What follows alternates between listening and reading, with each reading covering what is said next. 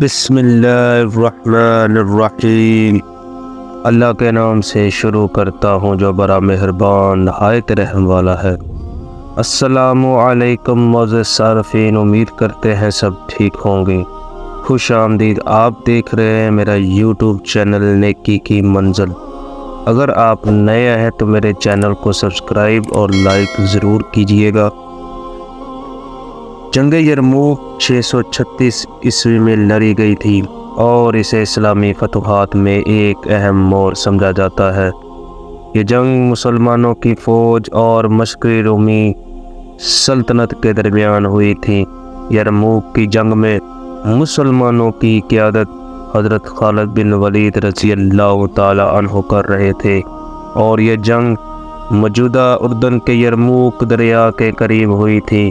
اس جنگ کے کچھ اہم مراحل درجہ ذیل ہیں۔ ابتدائی پس منظر: یرموک کی جنگ سے پہلے مسلمان افواج شام کے علاقوں کو فتح کرنے میں کامیاب ہو چکی تھی اور بازنطینی سلطنت کو شدید خطرہ لاحق تھا۔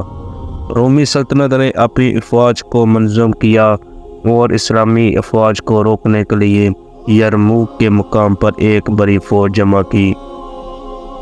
مسلمانوں کی تیاری: حضرت خالد بن ولید رضی اللہ تعالیٰ عنہ نے انتہائی تدبیر اور دانشمندی کے ساتھ اپنی فوج کو منظم کیا اور مختلف محاذوں پر اپنی افواج کو تعینات کیا۔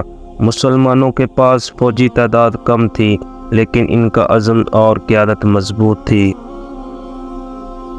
جنگ کے آغاز میں بازنطینی فوج نے شدید حملے کیے اور مسلمانوں کی صفوں میں انتشار پیدا کرنے کی کوشش کی۔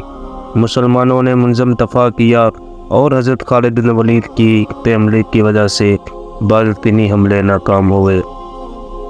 خالد بن ولید رضی اللہ تعالیٰ عنہ نے مختلف موقعوں پر بازنطینی فوج کے مرکز کو نشانہ بنایا اور اپنی فوج کو منظم انداز میں حرکت دی۔ انہوں نے دشمن کی فوج کو تقسیم کر کے ان پر مختلف سمتوں سے حملے کیے۔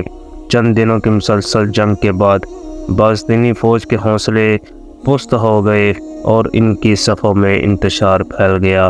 مسلمان افواج نے اس کا فائدہ اٹھا کر بازنطینی فوج کو پیچھے دھکیل دیا اور بالآخر انہیں شکست کا سامنا کرنا پڑا۔ اس فتح نے اسلامی افواج کو شام کے باقی مانند علاقوں پر قبضہ کرنے کا راستہ ہموار کیا اور رومی سلطنت کا اثر و رسوخ کمزور ہو گیا۔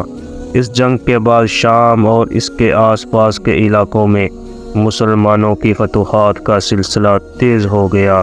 یرموک کی جنگ کو اسلامی تحریک میں ایک عظیم اور فیصلہ کن فتح سمجھا جاتا ہے، جس نے مسلمانوں کو شام اور رومی علاقوں پر کنٹرول حاصل کرنے میں مدد دی۔